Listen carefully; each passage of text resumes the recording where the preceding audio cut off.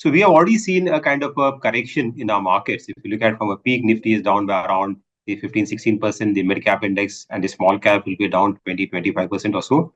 But more importantly, even the wider market, okay, we've seen stocks are down. Like if you look at in the BSE 500, the stocks which are down by more than 30%, that number is almost 60%, which is kind of a level what we have seen only going higher during the global financial crisis and during the COVID crisis. So clearly the market is slightly oversold at this point in time.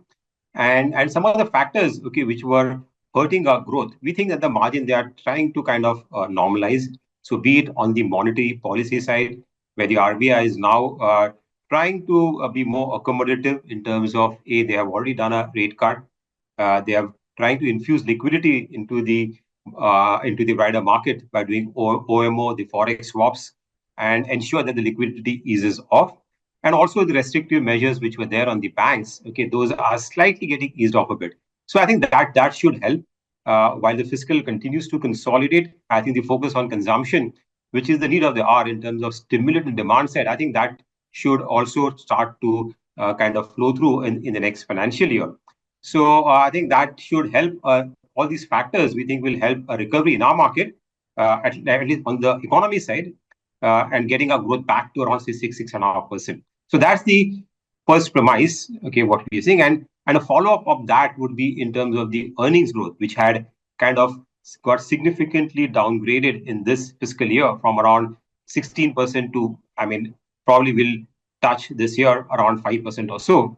Again, I think if growth comes back, domestic GDP growth, I think we should see that growth again coming back to around say 12, 13% or so. So I think given that the most of the negatives are behind us from the domestic side, though I would argue that the recovery will be slightly slower, and the fact that the valuations, especially for the Nifty, is somewhere near the long-term average or slightly below that, which makes us saying that this is a good time to invest. I mean, market can always undershoot on the downside. You're right. The global environment, especially in the US, right, where the data points in the last few weeks have turned a bit negative, and it's showing that there could be a slowdown over there, which could impact a few sectors which are export oriented from here.